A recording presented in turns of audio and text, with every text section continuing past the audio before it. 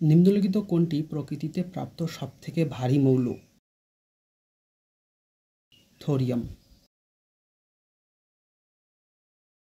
কোন acid lead storage ব্যাটারিতে ব্যবহার করা হয়? Sulphuric acid. নিচের কোনটি প্রাকৃতিক কলয়েড দ্রবণের উদাহরণ? রক্ত। নিচের কোনটি কৃত্রিম বৃষ্টির জন্য দায়ী?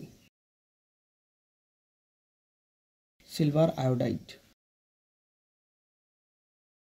অ্যাকোয়া রিজিয়া দ্রবণে নাইট্রিক অ্যাসিড ও হাইড্রোজেন ক্লোরাইডের অনুপাত কত? 1:3। নিচের কোন যৌগের আয়নিক, কোভ্যালেন্ট ও কোঅর্ডিনেট বন্ড আছে? NH4Cl।